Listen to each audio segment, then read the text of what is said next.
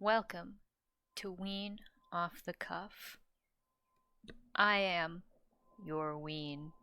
Today we'll be covering Riverdale Season 7, Episode 4, Love and Marriage.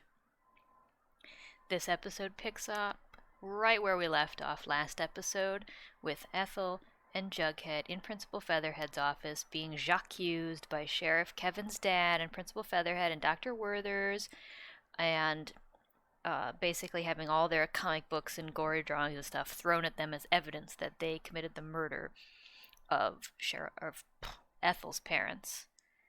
And they get frog marched off, and Veronica watches them be abducted and realizes this terrible injustice that's being carried out. Meanwhile, in the boys' locker room, perennial set on Riverdale, the boys' locker room. Julian confronts Archie about how he had sex with Cheryl, and Archie's like, no, I didn't. And Julian says, well, then why is Cheryl telling our whole family that she had sex with you? So Archie goes to confront Cheryl, and she explains to Archie that it is necessary for her safety to maintain a facade of heterosexuality, although she doesn't explain why. And so, good Archie. Also, okay, we'll be honest, horny Archie's like, okay, Cheryl, I'll keep up the ruse that we had sex if that's what you need to stay safe, because Archie is a good guy. Outside, Betty's hanging out.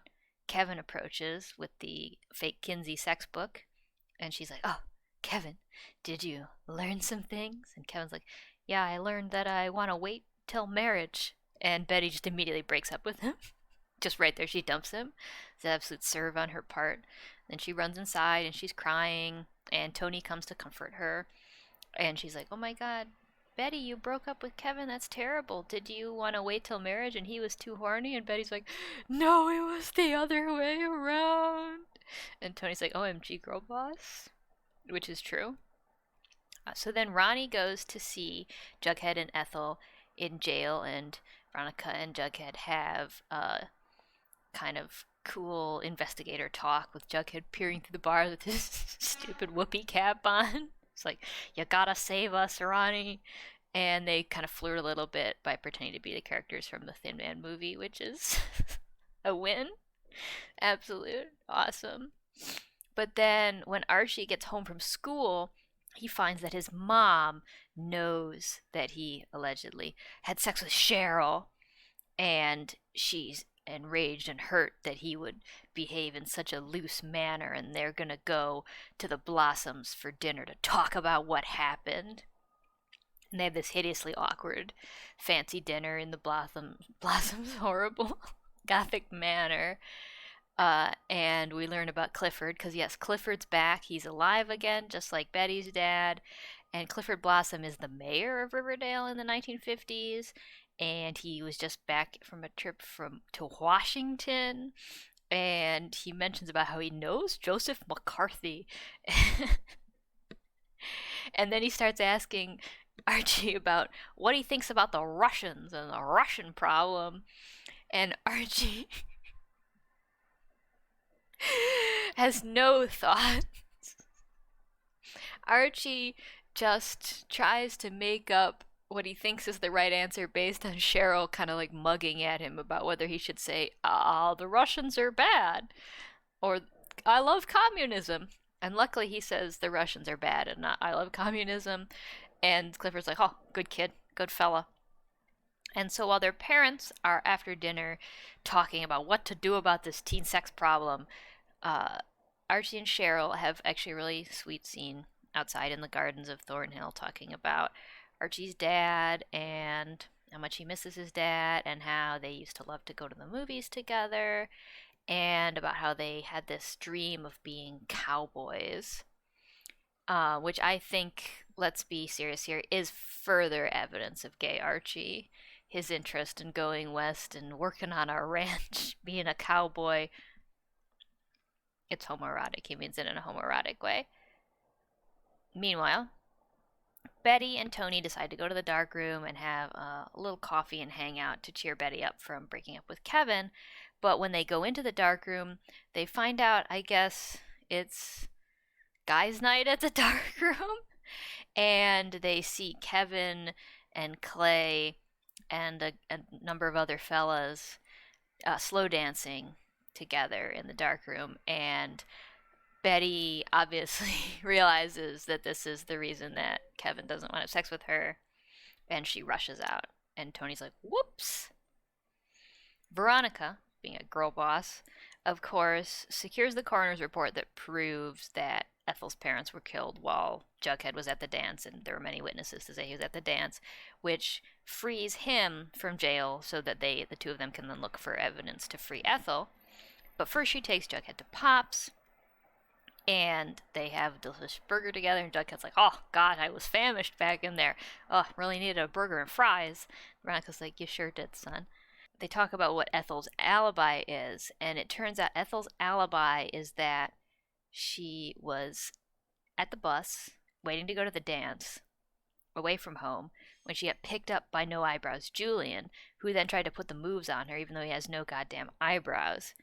And when Ethel rejected him because he got too frisky, she rushed off and decided to just storm back home because she was feeling too upset to go to the dance. And when she got home, that's when she found her parents dead. So if Julian would just admit that he was making out with Ethel at Lover's Lane, she would have an alibi and she could go free. But of course, No Eyebrows Julian, having the moral character of someone without eyebrows, would never do this. Meanwhile, Betty comes home from seeing Kevin dancing with Clay, and in the grand tradition of Riverdale characters, thoughtlessly outs a closeted gay person to a threatening authority figure when she tells her mom that she saw Kevin dancing with another dude, which is not a good move on Betty's part, but we'll forgive her on a probationary level because we're supposed to be pretending that she's like 15 and not obviously an adult wearing teenager clothes. And Alice is like, oh, Betty, you can't just break up with Kevin because he's gay and he'd never want to have sex with you. You're building a relationship with him that's going to lead to marriage, children, settling down. He's just in a phase about his sexual identity. You should stick by him. Because it's all about marriage and reproduction, as we know from the title of the episode, Love and Marriage. And actually, this is one of the most thematically coherent episodes of Riverdale, maybe ever, because pretty much all of the plot lines are about either love or marriage, and most of them tie back to the imperative of heterosexual reproduction, but more on that later. Meanwhile, Jughead, gone back to his trailer, finds that, of course, the fucking cops wrecked the place and they stole his dog, poor hot dog, and obviously it's a huge downer to him. After the awkward dinner with the Blossoms, Archie and his mom are back home, and they talk about what happened, and Archie's mom talks about how much she hates the Blossoms, and how Clifford Blossom is a war profiteer because during the Korean War, he sold maple syrup at highly inflated prices to the U.S. military.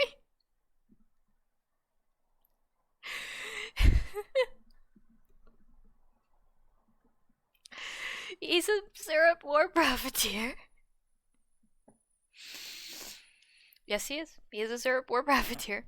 And that's not actually the most important thing about this conversation. What's actually important about this conversation is that Archie's mom is like, oh, BT dubs, Archie, you and Cheryl have to be married right away. But first, tomorrow you'll be tested by Dr. Werther's with his test of marriage compatibility called Cupid's Checklist. And Archie's like, this is fucked. I don't want to do this. Understandably. And so the next day at school, while our heroes reassemble, Midge confronts Fangs, and she's like, Fangs, my period is late. And Fangs is like, oh no, we're on a TV show, so that pretty obviously means you're pregnant. And Jughead and Ronnie confront Julian about how he's Ethel's alibi, and when Julian continues to be a douche, Jughead clocks him, which absolutely rips.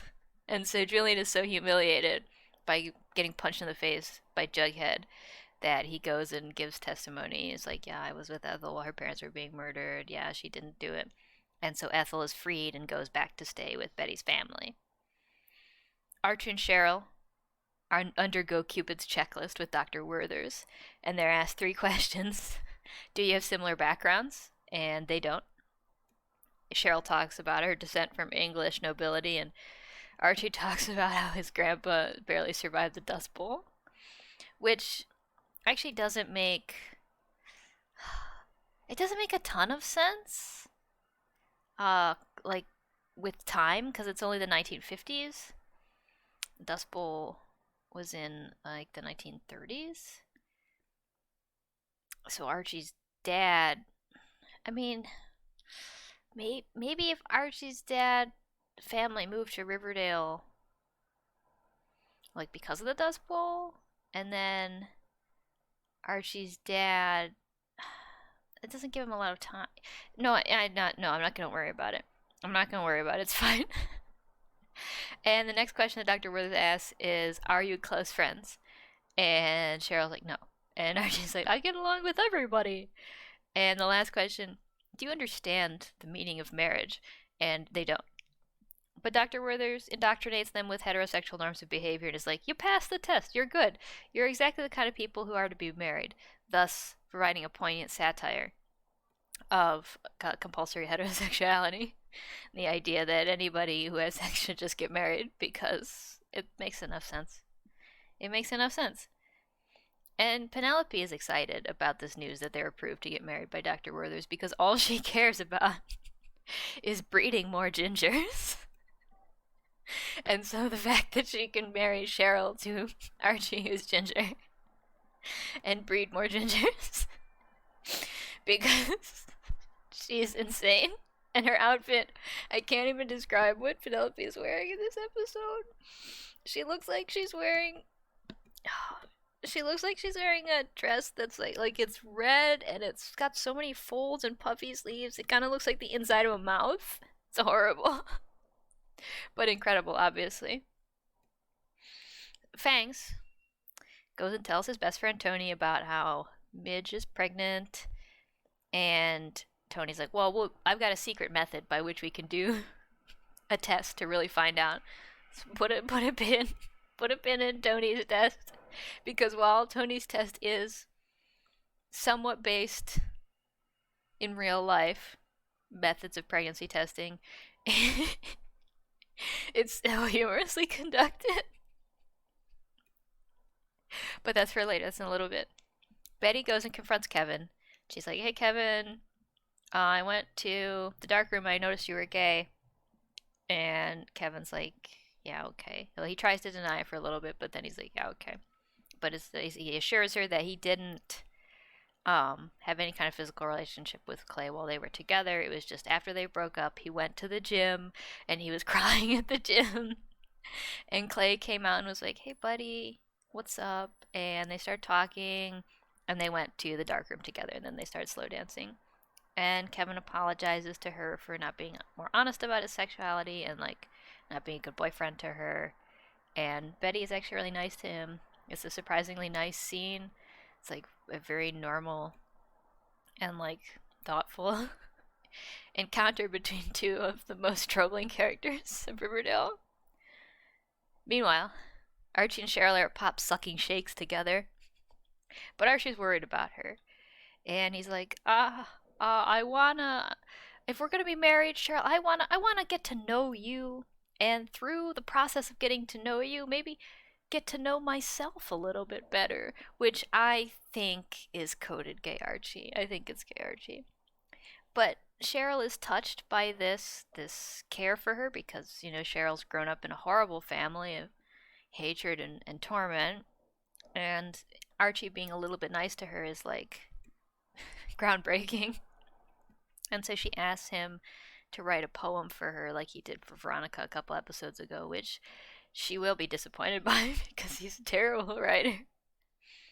And at the same time, in Pops, on the other side of the restaurant, Jughead and Veronica are drinking victory shakes because now Ethel has been liberated from prison. And Jughead is sad about the destruction of his trailer, and so Veronica invites him to come stay with her at the Pembroke. And Jughead is like, "No, I couldn't possibly." And Veronica's like, "No, you really should."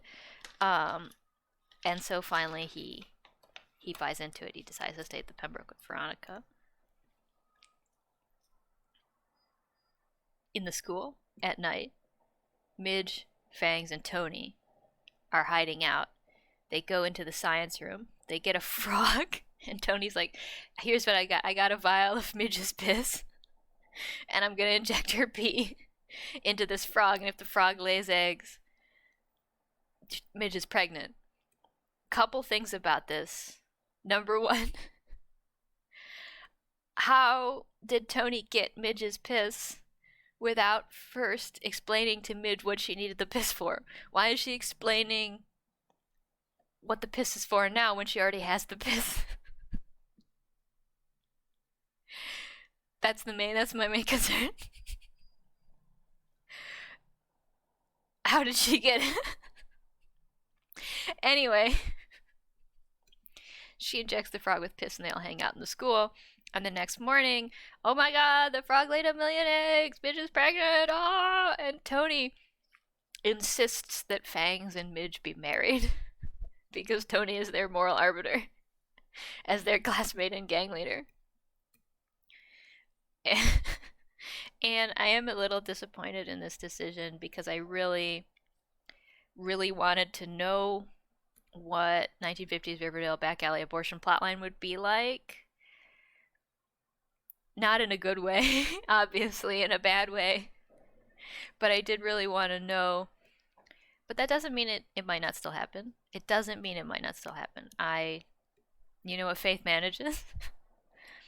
At the Pembroke, it's the morning, and Veronica comes out of her bedroom to find that Jughead made a really nice big breakfast for both of them, and it's delicious. And she's very touched by that, and the two of them have some more repartee about, like, movies and stuff. And Jughead tells her that he needs to skip school today because he needs to go find Hot Dog, and he needs to fix his house that the cops ruined. And Ronnie says, no, Jughead, you just go get Hot Dog. Just worry about Hot Dog, and I'll fix up your house for you. Which is nice.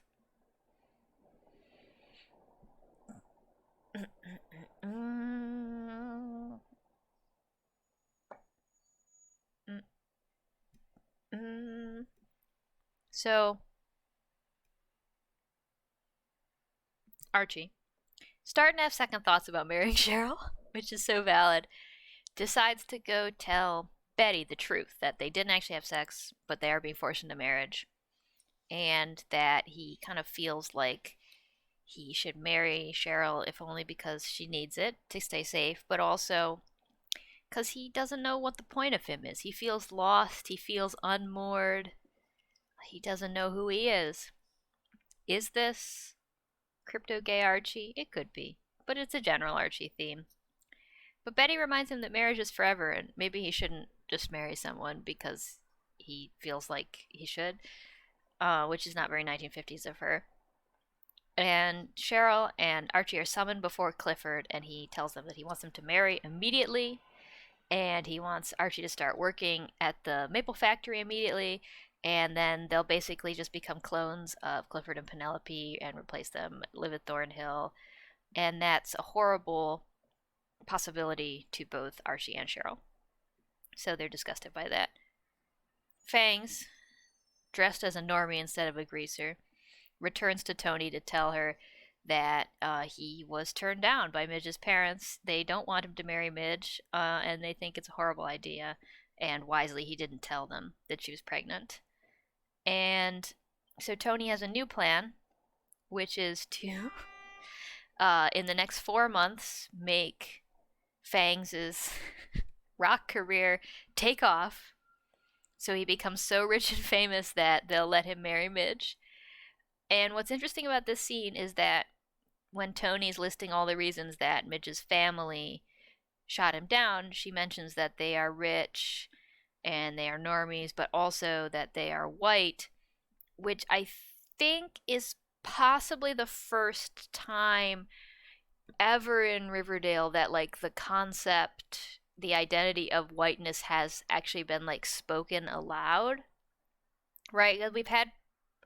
We've had very special episodes about issues affecting people of color, and we've had very special episodes about issues affecting like women and gender minorities, issues about sexual violence and about sexuality. But I don't think anyone's ever like said the word white out loud, or like spoken aloud that there is like a racialized difference between the characters who are white and the characters who are not.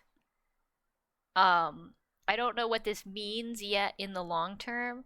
I think it's especially interesting that we finally acknowledge the existence of whiteness here, not in the episode about Emmett Till, but in the episode about Fangs trying to marry Midge because she's pregnant and we found out because we injected piss in a frog.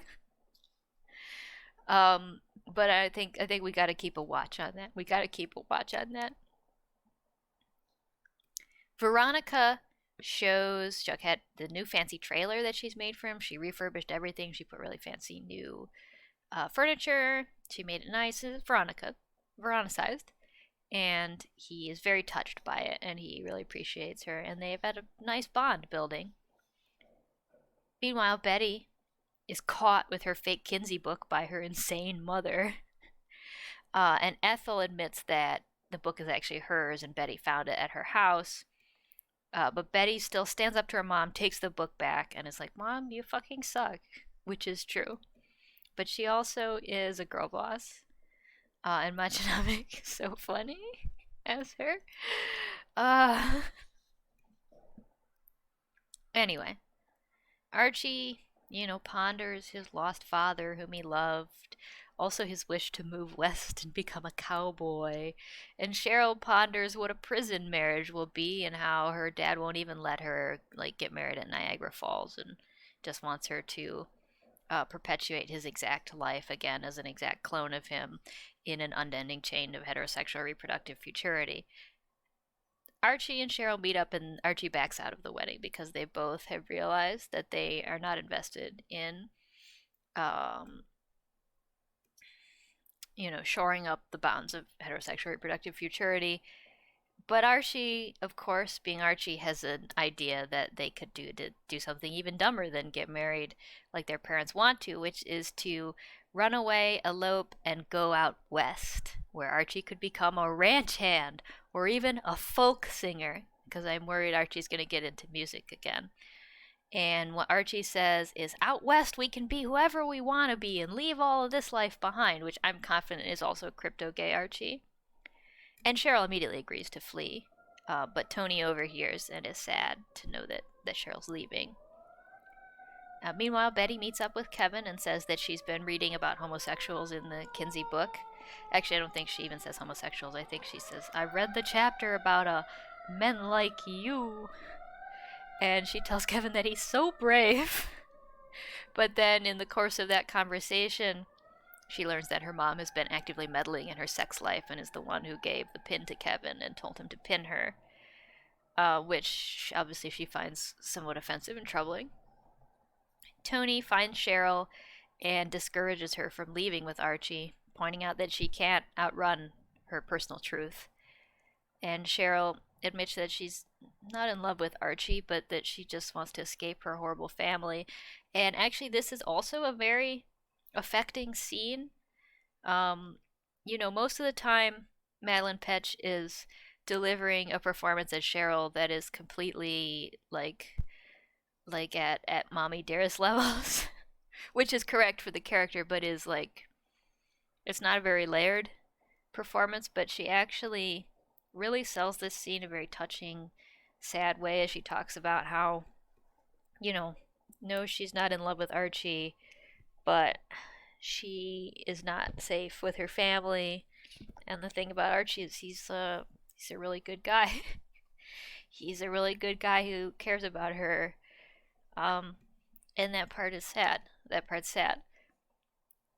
Meanwhile, back at home, at Betty's home, Betty confronts her mom about her weird obsession with controlling Betty's sexuality, and Alice reveals she's burned the Kinsey book, and she has banished Ethel to the Sisters of Quiet Mercy, of course.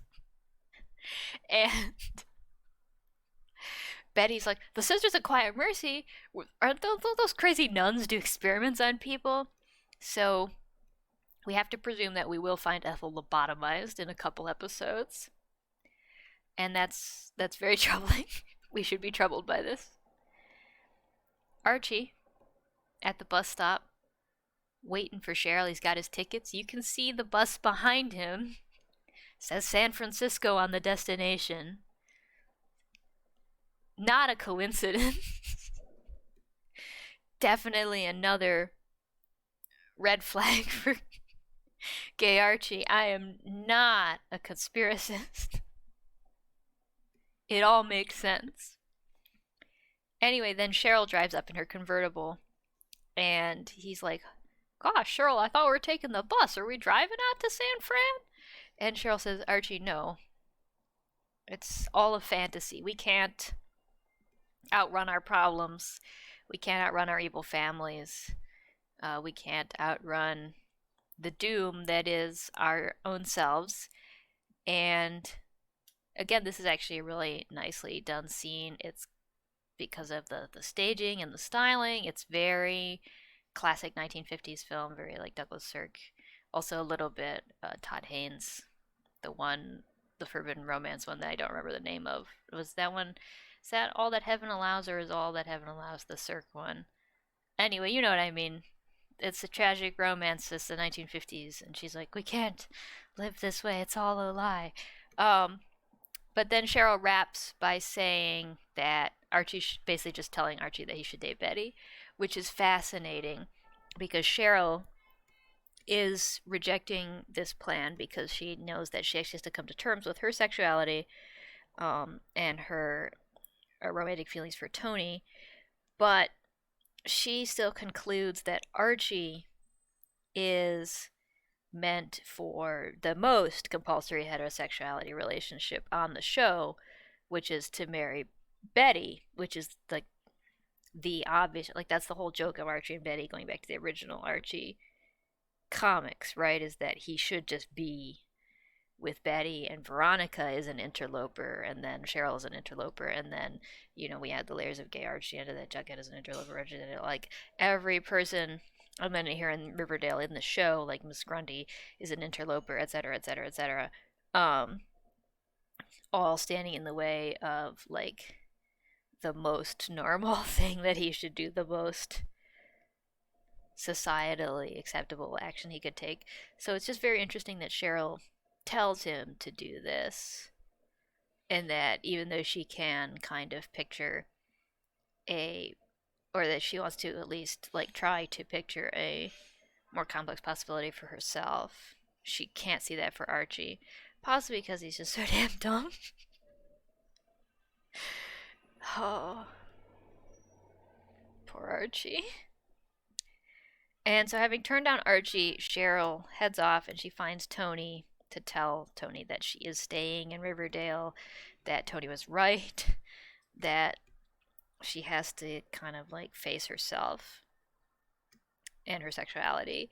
And Tony's like, that's cool, Cheryl. Actually, I got a really good book to read that I think might resonate with you.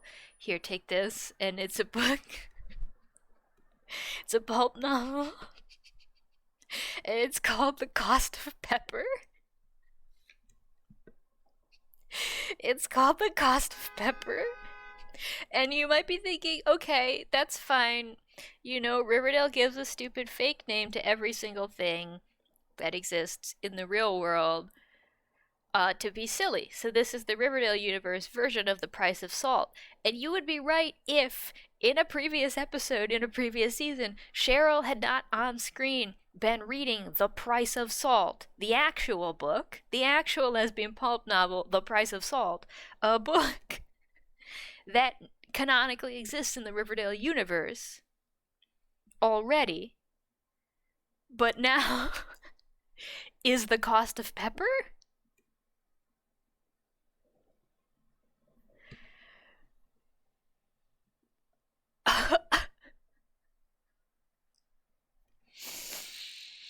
I don't know what to do about this. But the episode's not over. They couldn't just let us go out on the cost of pepper. The cost of pepper is too damn high. The cost of pepper wasn't. No, no. When Cheryl played one of her lesbian ancestors in Rivervale, in the Rivervale timeline, it was Poppy, not Pepper. Never mind. Never mind. Anyway, this is not about the cost of pepper. That was not even the last scene in the episode. We gotta get back on track. Archie is back home. He's writing a poem for Betty about how he loves her, and he's peeking at her through the windows because their windows are already across from each other. You know how it is. It's Riverdale. And he finished the poem and he rushes downstairs. He's going to go give it to her and they're going to have a romance. But then he sees a suitcase in the front entry hall and he discovers that his mom summoned none other than Uncle Frank to come knock some sense into him. And also, this is important, Uncle Frank doesn't have a beard anymore. He just has a mustache. He just has a mustache.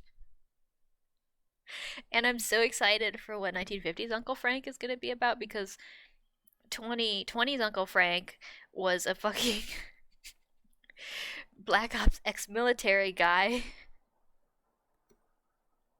with a tragic past and a family who had been murdered by other mercenaries. So God only knows what mustachioed 1950s Uncle Frank is going to be about. But that's still not the last scene of the episode, because the last scene of the episode is Jughead and Veronica hanging out at the Pembroke, and Jughead sadly reporting that Ethel has been disappeared. She's been sent away to the asylum. He's really worried about her, and Veronica commiserates. And then in that emotionally vulnerable moment, they kiss. They kiss. Vughead canon. Or Veronica, I don't know what people prefer. Either way, Jughead, Vughead, Veronica, it's canon. They're now a thing? Question mark, question mark, question mark. I'm compelled. I'm fascinated. It's fresh, it's new, it's weird, it's fucked up. We're so close now. We really have finally achieved that prophesied time back from that episode where they all had to get in the hot tub together and talk about who had fucked whom, where truly the only last two people in the core four who haven't dated are Archie and Jughead. There's still time. There's still time. Anyway, next week, if we've seen the promos, it looks like it's going to be an episode where everybody in the cast acts out crazy comic book stories that Jughead wrote, which I think should be fucking phenomenal.